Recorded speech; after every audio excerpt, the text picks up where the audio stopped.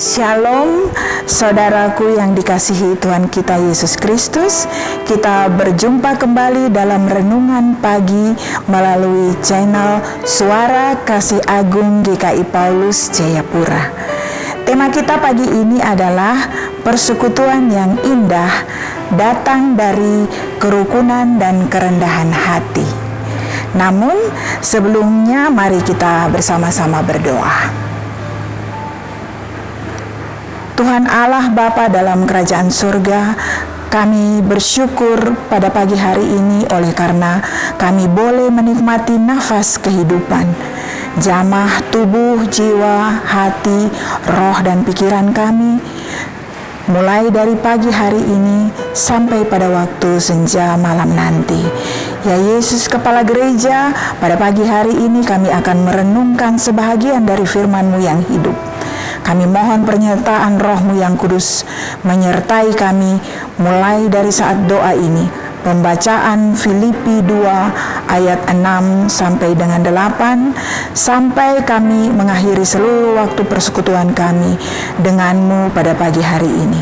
Kami mengundang Roh-Mu yang kudus hadir dan menyertai memberkati kami semua dalam ruangan ini dan dalam menyertai juga saudara-saudara kami yang bersama-sama dengan kami melalui channel Suara Kasih Agung GKI Paulus.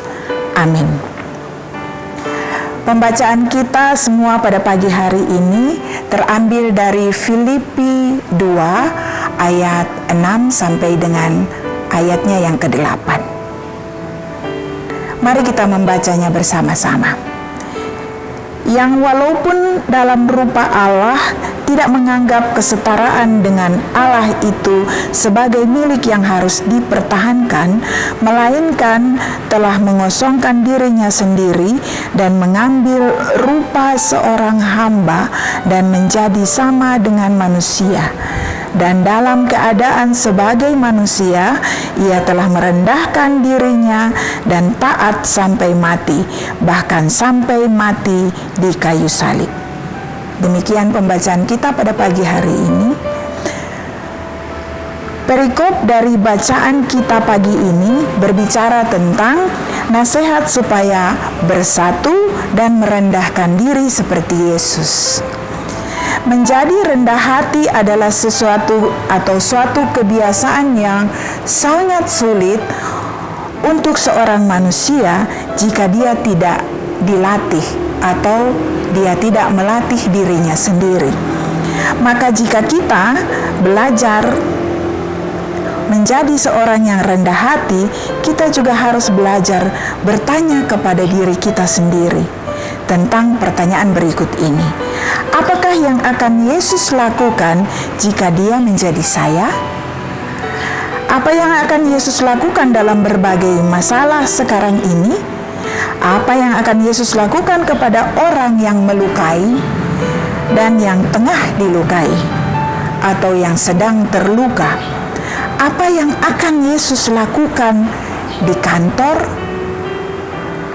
atau pada persekutuan di Wake atau lingkungan atau sektor atau di KSP atau dalam lingkungan di mana saja, di dalam masalah yang sedang saya hadapi dan seterusnya. Lalu apa artinya bertindak seperti Yesus? Dalam surat kedua Paulus kepada jemaatnya di Filipi, Paulus memberikan 3 contoh. Pertama, jangan menuntut apa yang menurut kita pantas kita dapat. Filipi 2 ayat 6 mencatat, yang walaupun dalam rupa Allah tidak menganggap kesetaraan dengan Allah itu sebagai milik yang harus dipertahankan. Apakah kita menyadari bahwa saat ini kita banyak kali menuntut hak kita atas sesuatu yang terjadi menurut pola pikir dunia? Memang kita punya hak, tetapi daripada menuntut hak kita, ada cara yang lebih baik untuk memenuhi kebutuhan kita.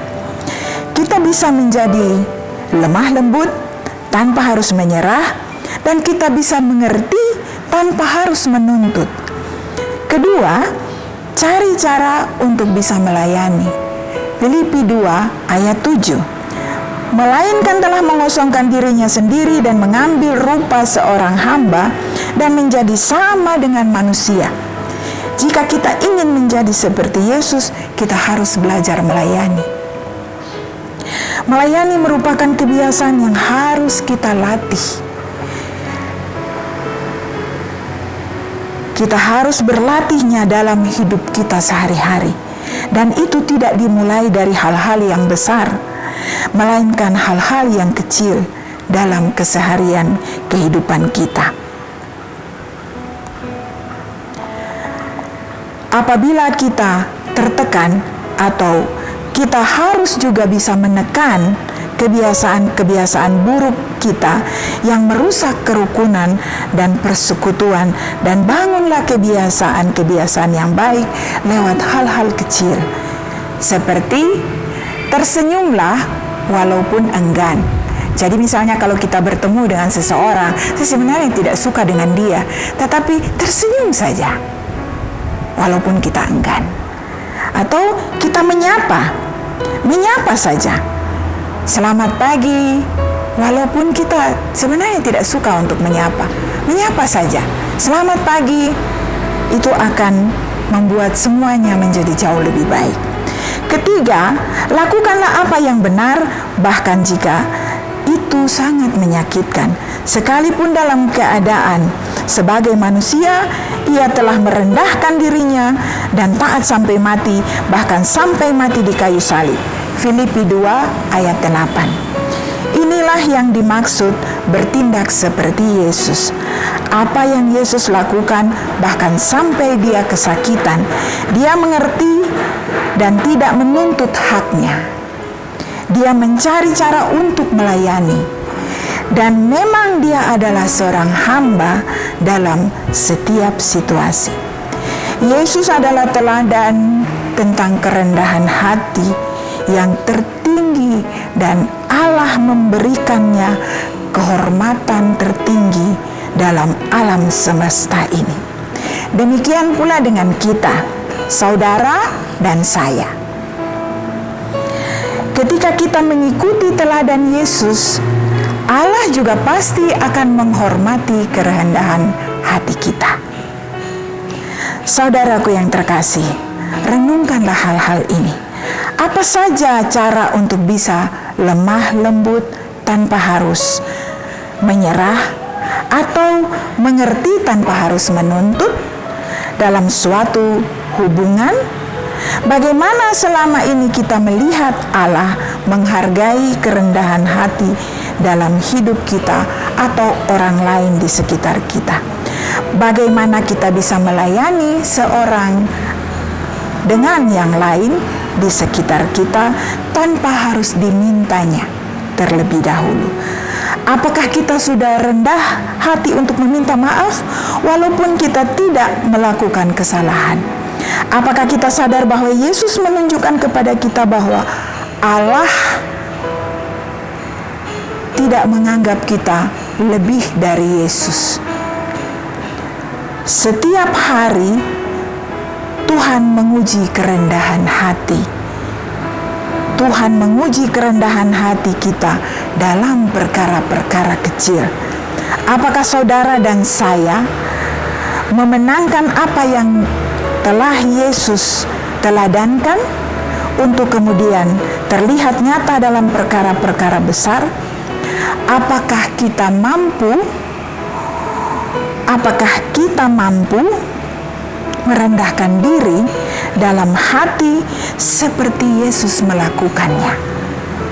Saudaraku, jagalah hati masing-masing dan berani minta maaf dalam situasi apapun. Sebab dengan meminta maaf, kita belajar merendahkan hati kita demi persekutuan kita bersama dalam Yesus Kristus teladan kita. Amin. Mari kita berdoa.